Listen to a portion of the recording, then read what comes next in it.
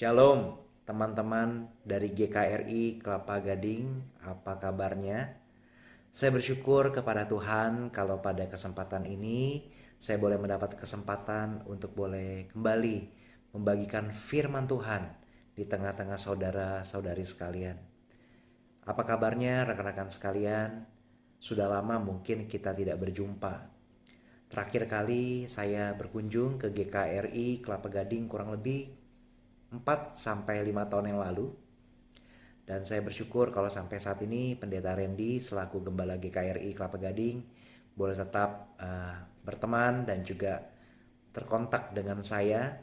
Dan saya bersyukur melihat pekerjaan Tuhan, kebaikan Tuhan bagi pelayanan daripada GKRI Kelapa Gading. Dan pada saat ini teman-teman sekalian, izinkan saya untuk kembali memperkenalkan diri sekali lagi kepada teman-teman sekalian. Saya khawatir mungkin ada teman-teman yang belum mengenal saya, sekalipun saya percaya ada beberapa rekan-rekan pemuda-pemudi yang sudah mengenal saya ya. Nama saya Samuel, saya adalah seorang rohaniwan atau guru Injil yang saat ini melayani di lingkungan Sinode Gereja Kristus Yesus, tepatnya Jemaat Palembang. Dan pada saat ini teman-teman sekalian, tema yang diberikan kepada saya ialah tentang kebaikan dan ketegasan Allah. Atau dengan kata lain, Allah yang pemurah, Allah yang baik, namun di saat yang bersamaan juga ia adalah Allah yang tegas. Nah, teman-teman sekalian, tujuan tema ini diberikan kepada kita semua ialah agar kita tidak berat sebelah ketika kita berelasi dengan Allah. Sehingga kalau kita berat sebelah, kita melakukan suatu gagal paham atau salah paham terhadap Allah yang kita sembah, maka hal itu akan menghambat proses pengenalan kita akan Allah sebagaimana yang digambarkan di dalam Alkitab itu sendiri. Nah, teman-teman sekalian, bagian firman Tuhan yang diberikan kepada saya untuk kita renungkan terkait dengan topik ini itu terambil daripada surat Rasul Paulus kepada jemaat di Roma pasal 11 ayat ke-22 ya. Saya akan baca sesuai dengan ayat yang ada, ayat 22, tapi nanti di dalam pembahasannya kita akan melihat di dalam satu kesatuan konteks daripada perikop tersebut ya. Saya akan coba melakukan sebuah eksposisi sederhana dari ayat 17 hingga ayat ke-24 ya. Mari kita sama-sama membuka surat Rasul Paulus kepada jemaat di Roma pasal 11 ayat ke-22. Kita bersama-sama membacakannya. Demikian firman Tuhan tertulis Roma 11 ayat ke-22. Sebab itu perhatikanlah kemurahan Allah dan juga kekerasannya, yaitu kekerasan atas orang-orang yang telah jatuh, tetapi atas kamu kemurahannya, yaitu jika kamu tetap dalam kemurahannya. Jika tidak, kamu pun akan dipotong juga. Sedemikian jauh pembacaan firman Tuhan, rekan-rekan sekalian yang terkasih dalam Tuhan. Nah, teman-teman, pada saat ini di hadapan Anda, yaitu di tangan saya memegang satu buah, ya satu uang koin, $1 Singapura begitu. Nah, teman-teman, seluruh uang koin, baik mata uang kita ataupun mata uang asing dari negara-negara tertentu, ini sah untuk bisa disebut sebagai uang ketika uang ini memiliki dua sisi, ya, dua sisi yang sesuai dengan apa yang dicetak oleh badan keuangan masing-masing negara, ya, sisi yang sebelah sini dan sisi yang sebelah satu lagi. Nah, dua sisi saling melengkapi di dalam satu kesatuan utuh daripada sebuah uang koin. Nah, teman-teman sekalian, ini juga menggambarkan figur daripada Allah kita. Menggambarkan juga sifat daripada Allah kita. Ketika kita berkata bahwa Allah itu pemurah, Allah itu baik, Allah itu maha kasih, tetapi kita juga harus menyadari ada sisi yang lain dari diri Allah, yaitu ia juga adalah Allah yang tegas. Ia juga adalah Allah yang maha kudus. Jadi kita bisa melihat, rekan-rekan sekalian, seluruh natur Allah ini ada di dalam satu kesatuan utuh di dalam pribadi Allah. Ia adalah Allah yang maha kasih, tetapi ia juga adalah Allah yang maha adil. Ia adalah Allah yang begitu baik, berlimpah kasih karunia kepada manusia berdosa. Tetapi ia juga adalah Allah yang tegas kepada dosa. Ia tidak main-main terhadap pelanggaran yang dilakukan oleh manusia. Itulah sisi-sisi daripada Allah kita, di mana keduanya terwujud secara bersamaan, di dalam ia berelasi dengan segenap ciptaannya, di dalam satu kesatuan yang utuh. Tidak dapat dipisahkan, teman-teman sekalian. Nah, teman-teman, ketika saya dulu masih awal-awal baru mau masuk sekolah Alkitab begitu, saya pernah berpikir begini. Oh, Allah itu kan maha kuasa. Artinya ya, Allah sanggup melakukan segala sesuatu. Well, teman-teman sekalian, dalam pengertian yang sederhana, pernyataan tersebut ya mungkin mudah diterima ya. Karena ia maha kuasa, maka ia sanggup melakukan segala sesuatu. Toh namanya Allah maha kuasa. Tetapi ketika saya belajar firman Tuhan lebih dalam, belajar pemahaman teologi lebih luas, ternyata akhirnya saya menemukan bahwa Allah tidak sanggup melakukan segala sesuatu. Atau dengan kata lain, ada hal yang Allah tidak sanggup lakukan. Nah, teman-teman mungkin bingung. Apa itu yang Allah tidak sanggup lakukan? Maksudnya apa? Katanya Allah maha kuasa.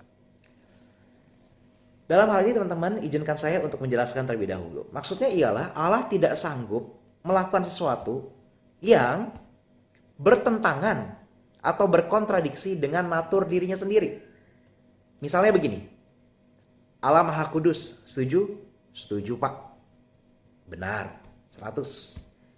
Oleh karena Allah maha kudus, maka tidak ada sesuatu yang evil atau jahat keluar dari diri Allah. Betul? Karena ia adalah maha kudus. Ia adalah sumber segala hal yang baik. Ia adalah kesempurnaan atau perfection itu sendiri. Maka Allah tidak sanggup untuk melakukan dosa atau kecemaran.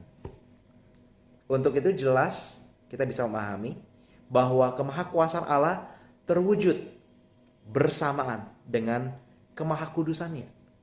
Demikian juga rekan-rekan sekalian, berbicara tentang kebaikan Allah dan ketegasan Allah, itu juga bersama-sama terwujud. Allah yang baik, tapi di saat yang bersamaan, ia juga Allah yang tegas. Sesuatu yang paradoks memang. Paradoks maksudnya itu adalah dua kebenaran objektif yang seolah-olah terlihat berkontradiksi atau bertentangan, tetapi sebenarnya esensinya tidak. Ia adalah Allah yang maha baik, tetapi ia juga adalah Allah yang tegas karena ia membenci dosa. Dan teman-teman sekalian, sebelum kita membahas lebih jauh tentang konsep Allah yang baik dan juga Allah yang tegas, izinkan saya untuk terlebih dahulu kita memikirkannya. Kenapa sih seringkali kita memiliki pemahaman yang salah tentang Allah yang kita sembah? Saya ingin meng-highlight dua faktor saja pada saat ini.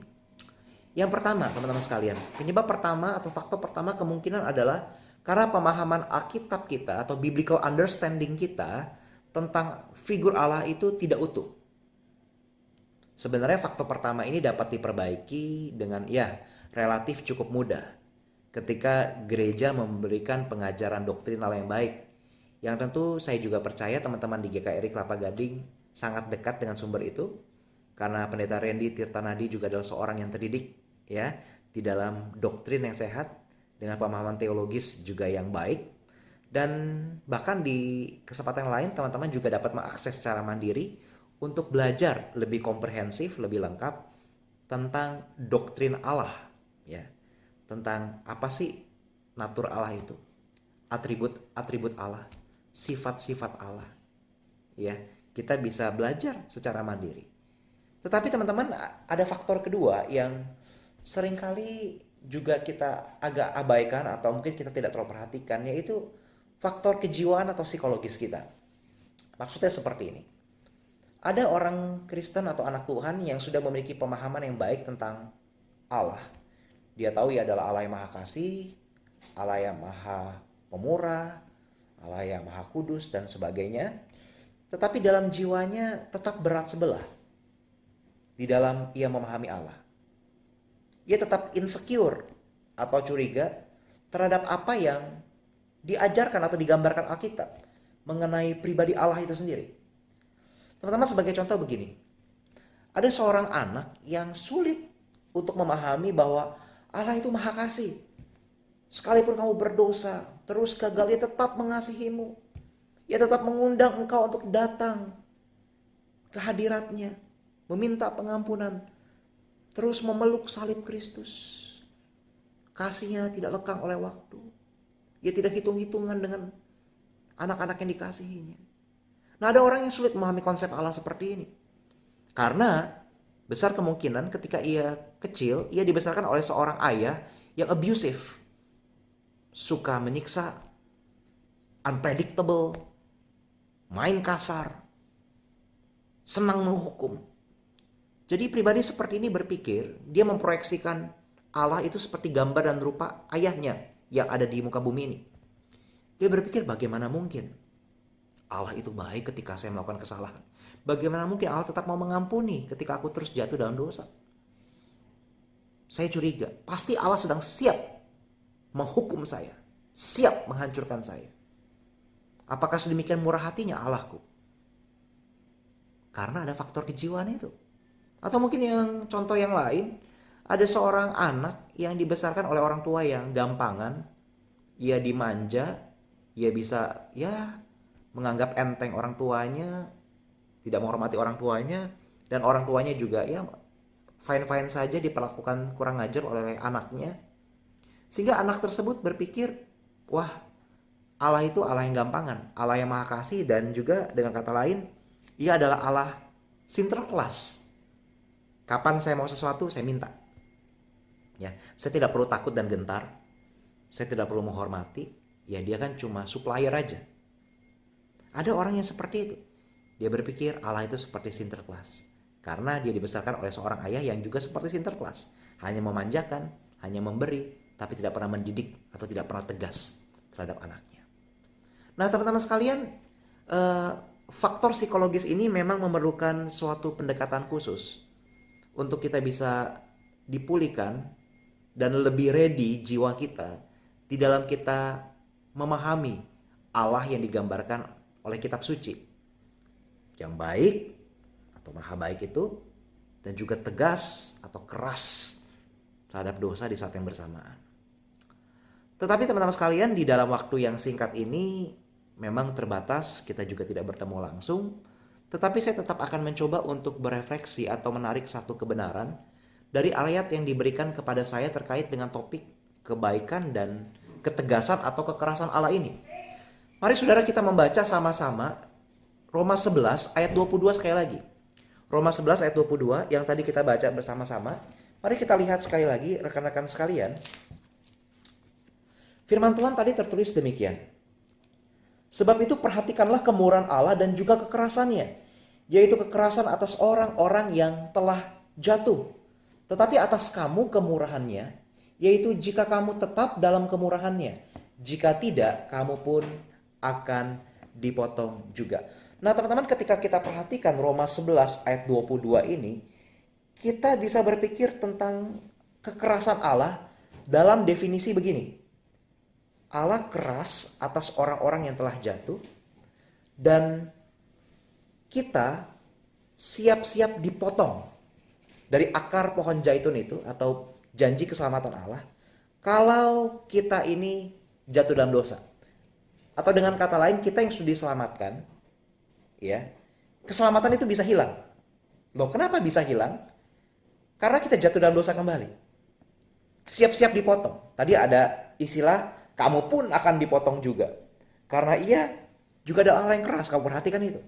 Tetapi teman-teman sekalian, kalau kita melihat lebih jauh, teman-teman sekalian, ternyata pemahamannya bukan demikian. Ketegasan Allah macam apa yang dimaksud di sini? Kekerasan Allah macam apa yang dimaksud di dalam ayat ini? Teman-teman, kita harus pertama-tama melihat di dalam konteks kanonikal, konteks keutuhan kitab suci secara satu kesatuan utuh atau di dalam keseluruhannya. Teman-teman, di dalam teologi reformasi itu ada suatu prinsip, yaitu kitab suci menafsirkan kitab suci. Ya, jadi bagian kitab suci yang satu itu juga dipahami di dalam terang kanon Alkitab atau terang ayat-ayat yang lain di dalam satu kesatuan kitab suci.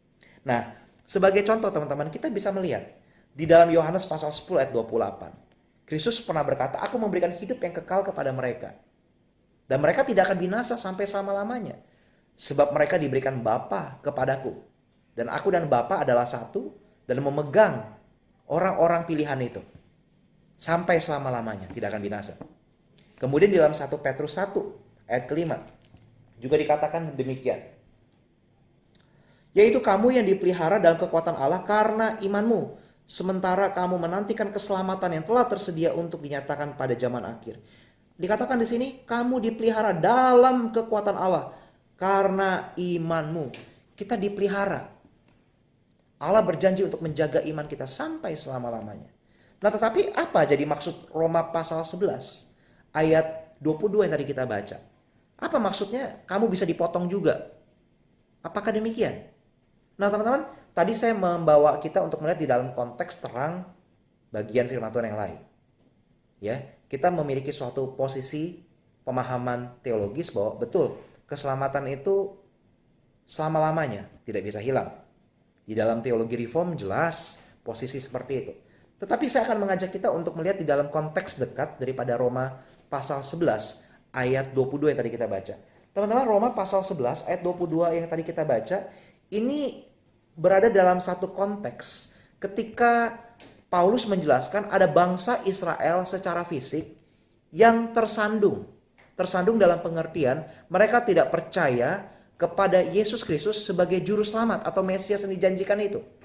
Sehingga bangsa-bangsa lain yang bukan bangsa Israel secara fisik, bukan secara daging atau lahiriah, suku Israel atau suku Yehuda, suku-suku lain, orang Gentile yang disebut pada saat itu, masuk ke dalam janji keselamatan Allah.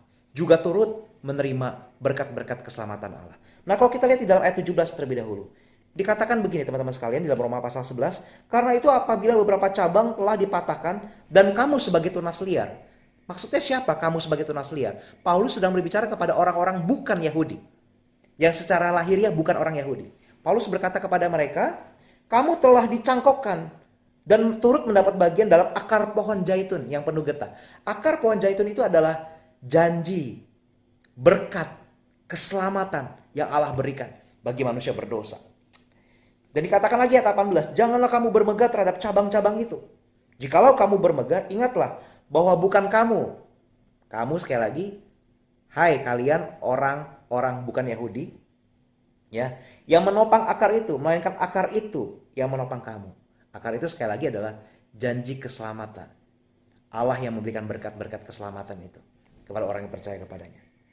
Kemudian ayat 19, mungkin kamu akan berkata, ada cabang-cabang yang dipatahkan. Ya, cabang-cabang yang dipatahkan itu ya orang Israel secara lahiriah. Yang dulu di perjanjian lama memang Allah memanggil bangsa Israel secara lahiriah, secara eksklusif menjadi umat pilihannya.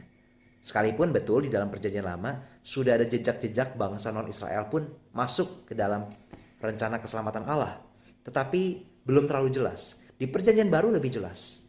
Orang non-Yahudi atau non-Israel secara lahiriah juga masuk ya ke dalam desain atau turut menikmati berkat-berkat keselamatan Allah.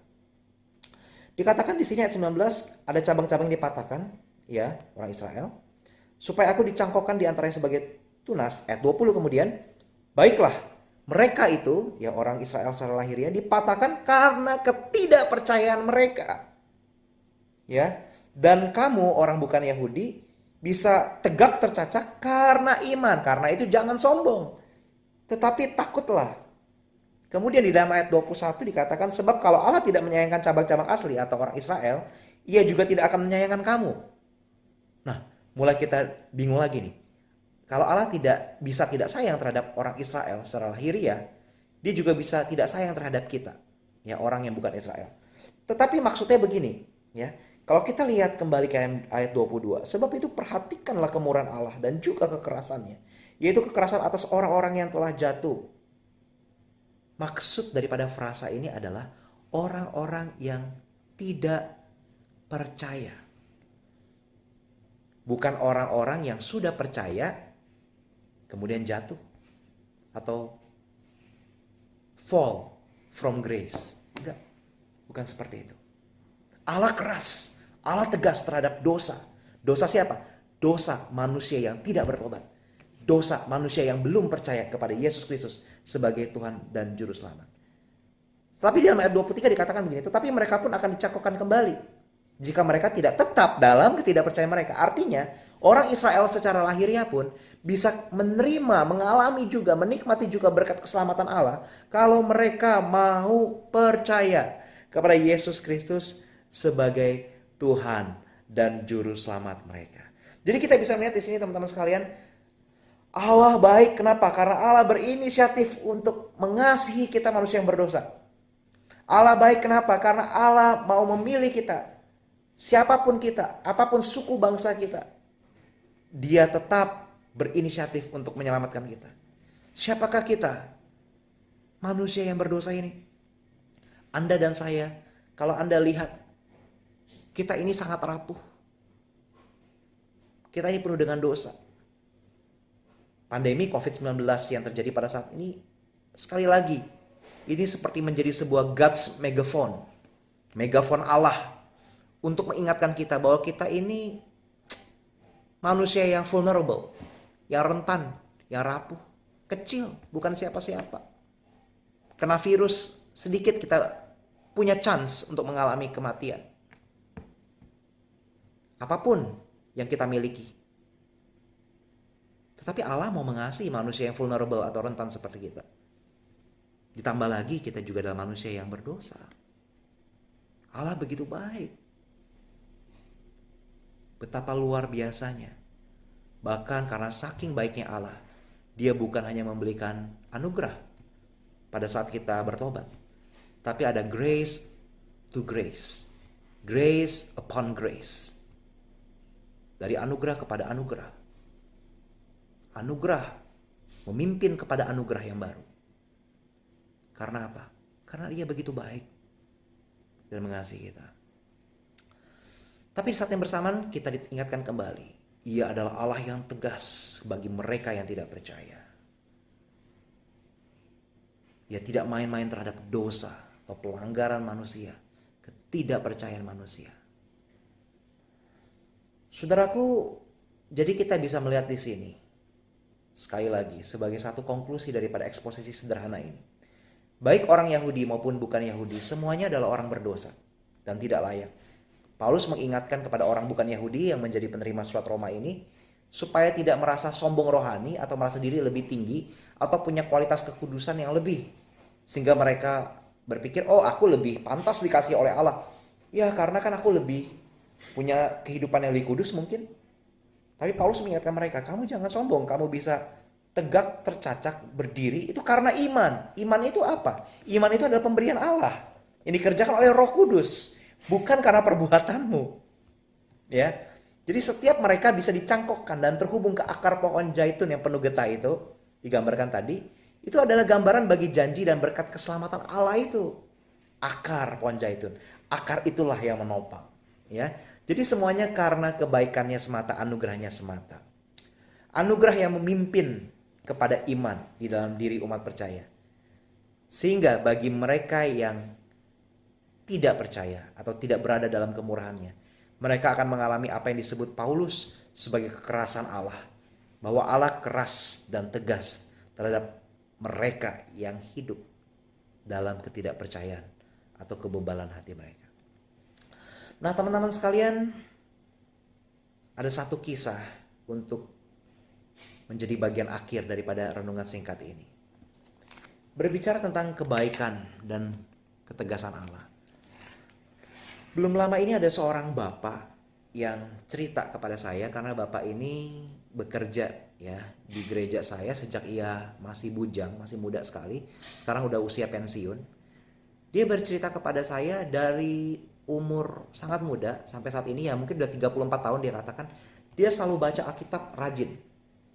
Dia sudah puluhan kali baca Alkitab habis. Selama 34 tahun baca Alkitab tiap hari rajin tanpa henti.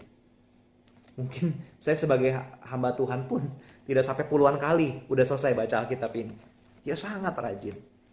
Kemudian Januari tahun 2020 ini dia mengalami kecelakaan ketika membawa motor. karena mungkin agak lelah pulang bekerja dari gereja, dia mengalami sebuah tabrakan. Wah, dia kemudian tiba-tiba pingsan, dan ketika ia sadar terbangun, ia menemukan dirinya sudah koma di rumah sakit dalam posisi yang sudah penuh luka, sudah mengalami banyak cedera dan sebagainya. Dan ada satu pengalaman yang menarik yang ia ceritakan pada saat itu. Ketika ia mengalami suatu kondisi, dia harus diopname di rumah sakit, dia harus dirawat di sana. Dia masuk ke rumah sakit dan kemudian dokter berkata harus melakukan operasi. Baik, kemudian dia masuk rumah sakit dengan kondisi sudah gegar otak, ada pendarahan sedikit di otak, tubuhnya sudah penuh luka. Dia 7 hari menunggu, kemudian ketika kondisi tekanan darah sudah cukup oke, sudah boleh dioperasi. Ketika selesai dioperasi, dia terbaring kembali, tetap lemah di dalam ranjang tempat tidurnya. Dan di sana dia sangat menderita sekali, karena pemulihan pasca operasi itu tidak mengenakan. Dan di dalam kondisi itu dia berteriak kepada Tuhan. Dalam hatinya dia berkata, Tuhan, kenapa? Sudah 34 tahun saya rajin baca Alkitab. Saya bekerja di rumah Tuhan. Saya tidak hitung-hitungan terhadap Tuhan. Tapi kok saya harus mengalami kecelakaan seperti ini? Saya naik motor ditabrak lari oleh anak-anak remaja. Sehingga saya gegar otak, pendarahan, luka-luka seperti ini. Gimana dengan keluarga saya? Dia berseru kepada Tuhan, mengapa harus mengalami kondisi seperti ini? Tetapi rekan-rekan sendiri ada satu pengalaman yang menarik. Ketika pada saat itu ia bercerita, ia menemukan sebuah penglihatan pribadi. Pengalaman empiris pribadi. Yaitu ketika ia terbaring di ranjang tempat tidurnya, ia melihat ke atas. Di tengah malam, ia melihat sebuah penglihatan di mana ada Yesus yang sedang memikul salib dengan mahkota duri penuh darah menatap Bapak ini.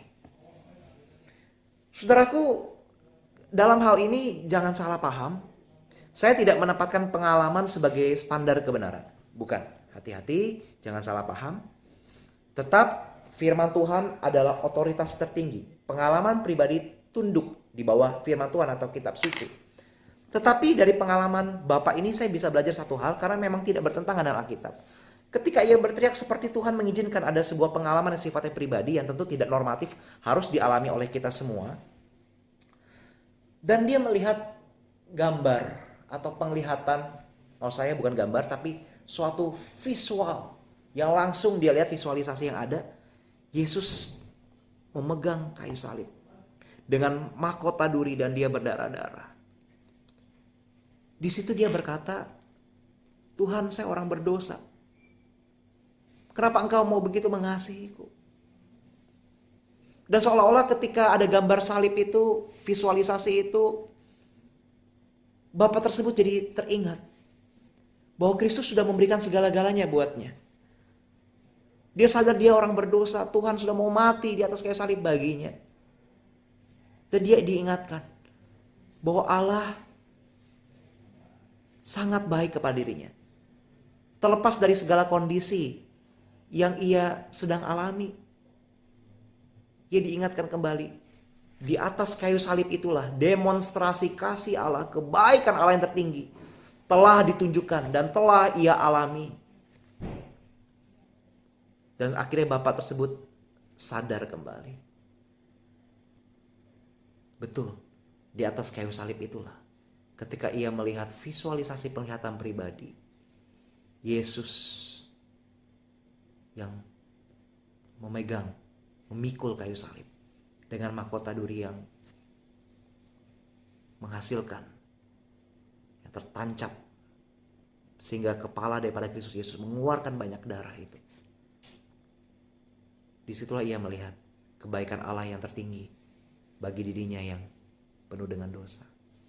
Dia sadar bahwa ia telah dikasihi Allah sedemikian rupa. Dan rekan-rekan sekalian, bukankah di atas salib Kristus itu kita sudah melihat kemurahan atau kebaikan Allah? Dan juga di saat yang bersamaan ketegasan Allah terhadap dosa. Saudaraku, Bagaimana dengan kita pada saat ini? Mungkin Anda merasa selalu gagal atau putus asa dalam mengikut Tuhan. Mungkin Anda berpikir, tidak mungkin Tuhan terus mau baik kepadaku. Tidak mungkinlah Tuhan tetap mau bermurah hati padaku. Tetapi saudara, ketika kita melihat salib, kita diingatkan sekali lagi, kebaikan tertinggi, kasih yang tertinggi, itu sudah tuh Allah demonstrasikan di dalam Kristus Yesus bagi kita. Kasihnya bukan hanya berdampak pada saat itu.